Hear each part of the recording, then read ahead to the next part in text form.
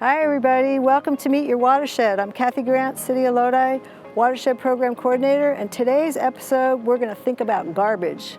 We're going to learn what happens to garbage when you put it in a trash can or a green waste can or a recycling can in Lodi in the Mokelumne River Watershed. We're here at Cal Waste, so let's go on upstairs and learn what happens to your cafeteria food waste.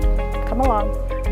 So we're upstairs now at Cal Waste Education Room, and I'm with Rudy Vaccarezza. And why don't you take it from here? Tell me what happens once the truck picks up waste from schools or restaurants.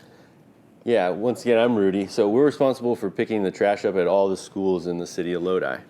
And the reason that we get the food waste out is because once it goes into the landfill, that food waste breaks down and contributes to the overall climate pollution effect throughout the state and the country. So what we do now is we have our recycling, the things that go in the trash, and then our food waste. So at each of your schools, you're asked to sort your lunch into the food waste, trash, or recycling. So no plastic? No. So we really want to keep the plastic out of the food waste because it messes with the process in making good, clean compost. Hi, I'm Amy. I'm a recycling educator here at Cal Waste, and I'm going to teach you how to sort your tray at school really quickly. It's important to get your food into the food waste bin. Things like banana peels.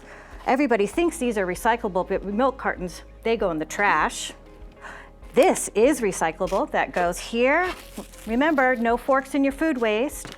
Packages also go in the trash. And remember, dump everything out and throw the package away. And when you're done, either stack your tray or toss it in the trash. Simple. So blue cart is recycling. Yeah, so anything you put in your blue cart comes to this facility and it's dumped here into this pile. Wow. And then it's processed through our machine over there. This is called the material recovery. Yeah, also known as the MRF. The MRF.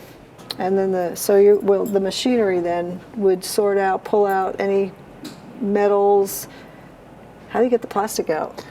It goes through a series of rotary screens and optical sorting units. And the glass falls out, it's heavy. Yeah, it uses a combination of mechanical, optical, and manual sorting to get all the different types of recycling out of the waste stream. So this runs 20 hours a day, I think you said 6 days a week. Yeah, just about. Wow. It's a mountain of recyclables. It never stops. Never stops. What do we want to recycle? It's the plastics 1, 2, 5. Yeah, it's plastics. They're actually, we do 1s and 2s, which are like water bottles, and then there's 3 through 7s, which are like your clamshell plastics. We recycle those, as well as rigid plastics like some toys that don't have batteries in them, and buckets and those types of things. Cardboard, paper. Yeah, cardboard and paper as well. Those are some of the, from a size standpoint, that's some of the largest items in the stream is the cardboard. So no light bulbs, no batteries. No, you want to keep your light bulbs and other e-waste out of the recycling cart. Sounds good.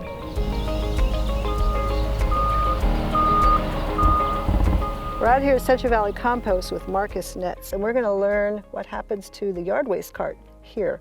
Yes? That's correct. Nice to meet you, Kathy. Yep. And the green waste, or yard waste as you referred to, comes from Lodi and is actually dumped here. You can see our receiving area behind us. And we do have contaminants that are actually in the yard waste.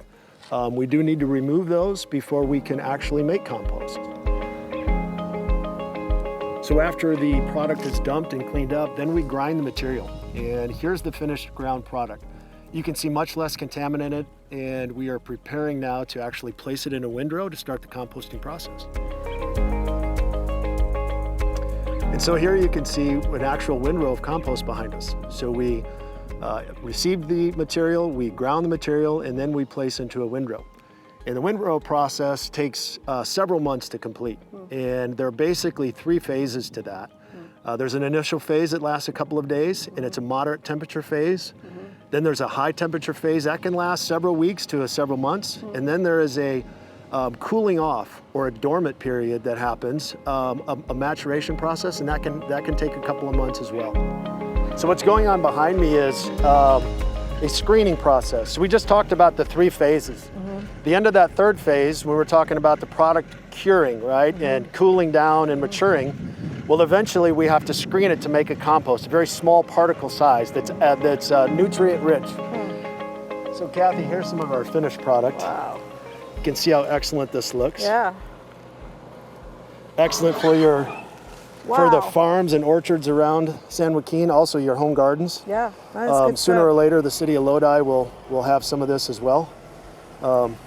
You know, we have certifications on this. This is basically a certified organic product, the highest seal we could have, which is OMRI listed. So you can be confident of the product when you're purchasing it.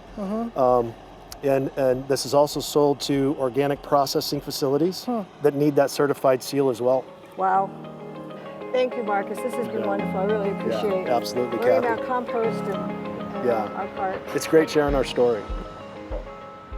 So we're out here at the North County Landfill, and this is the end of the road for trash. And this is my friend, Mark Houghton from San Joaquin County Public Works. Yep. Tell me what's going on here, Mark. So what we have behind us is our newest cell in the landfill. And the landfill's made up of a series of cells that we dig, and they're essentially a big hole. And this one behind me is about 16 acres, and it's about going to be 60 feet deep, plus or minus. And what we're going to do is once they've got the hole shaped up, we're going to put a plastic liner down it, and we're going to put a collection system to take the moisture out of it. And the purpose of that collection system is to capture the leachate, and the liner is to keep the water and contaminants from going into the groundwater. So you really protect the watershed by all that you're doing here. Exactly, and the other thing, we have stormwater issues as well, and so when it's all, at the end of the day, when this is all filled up in a big pile, we'll also cover it and ensure that water is not going in, and we're not taking any contaminated water off the site or All right. So take us around, show us what else you're doing here. Well, let's go up and look at the face where the garbage is being deposited right now. The face, let's go to the face. Whoa, there it is. So this is all the non-recyclable. Everything that they put in the carts. This is it. Yeah. This is where the garbage ends up. Wow. And what he'll do is that fills up, he'll start to pull that truck forward a little bit, and then he'll just leave a big pile. And this guy with the compactor is going to spread that, and then he's going to compact that, because this is all, you can see it's compacted a little bit in there. Yeah. But So all day long he drives back and forth, smushing down garbage. From here you can see the active face right down here where they're currently dumping trash. In the distance you can see Module 6 that we're just building. And all this area in front of you is the last module that 3 years ago was a big hole like Module 6 is now. Amazing. But it's filling up, and you can see it's all garbage, but it's all dirt because we've covered all the garbage in layers of dirt. Okay, this is one of our new landfill gas extraction wells. And what you see is the wellhead here. And this pipe goes down about 150 feet or so into the landfill, and it's perforated. And then this is connected to a vacuum system that's literally pulling the methane out of the landfill. And we use these controls, and every month we come out and we measure how much gas is coming out of this. We're here in Stockton at the University of California Ag Center's demo garden. It's a beautiful place. We've spent the morning in Lathrop learning how compost was made. Here is where it's applied. Why is it important to use wood chips and compost in our gardens? That's how we keep a healthy watershed. Wood chips help conserve water, compost helps build healthy soil. Please do your part. Keep our watershed healthy and beautiful.